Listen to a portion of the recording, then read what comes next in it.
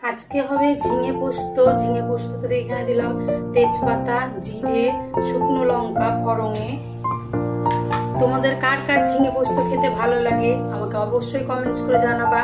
আর আজকে হলো পটল ভাজা, ডাঁটা চচ্চড়ি, ঢেঁড়স ভাজা আর পাঁপড় ভাজা। আজকে তো নিরামিষ, মঙ্গলবার। আর আজকে লোকনাথ বাবার পুজো, সেখানে দুটোই হয়ে গেল, আজকে নিরামিষ। তো তোমাদের কি কি বাড়িতে রান্না করেছো আমাকে কমেন্টস করে অবশ্যই জানিও। তো আমার যদি ভিডিও ভালো লাগে তো আমাকে লাইক কমেন্টস অবশ্যই করো। আর যদি খুবই ভালো লাগে তাহলে আমার শেয়ার করে দিও।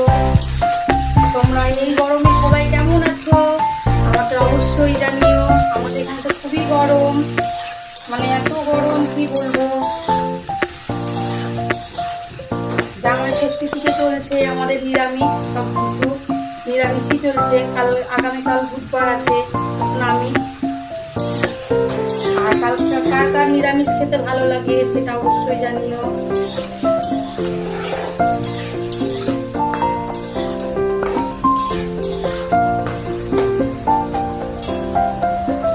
ঝিঙে পোস্তটা ভালো লাগে খেতে। ঝিঙে পোস্ত দিয়ে মানে সবাই ভাত খেতে পারবো। ঝিঙে তো বেশি ভাজতে হয় না, ঝিঙে থেকে এমনি জল বেড়ায়। আমি এখানে দিয়ে দিলাম লবণ।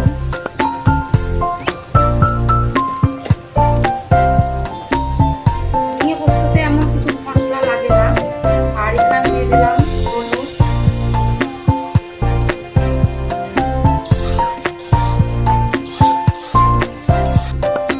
আর এখানে দিয়ে দিলাম কাঁচা লঙ্কা আর পোস্ত বাটা।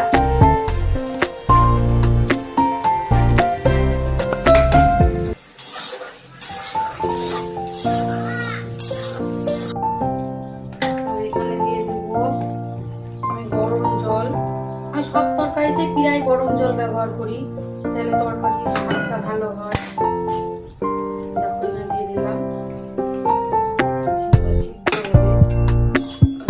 ঝিঙে দিয়ে তো অনেক জল বেড়ায়, বেশি এখানে জল থাকবে না, অল্প জল দিলাম।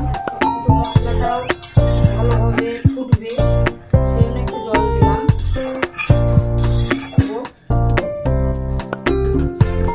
আমার সব রান্না হয়েই গেছে আজকে। আজকে তাড়াতাড়ি রান্না বসিয়েছিলাম, কেননা বেলা হয়ে যায় আর আমার উপরে রান্নাঘর প্রচন্ড গরম লাগে। আর মানে যত তাড়াতাড়ি পারি রান্নাটা করে নিয়ে খুবই ভালো লাগে।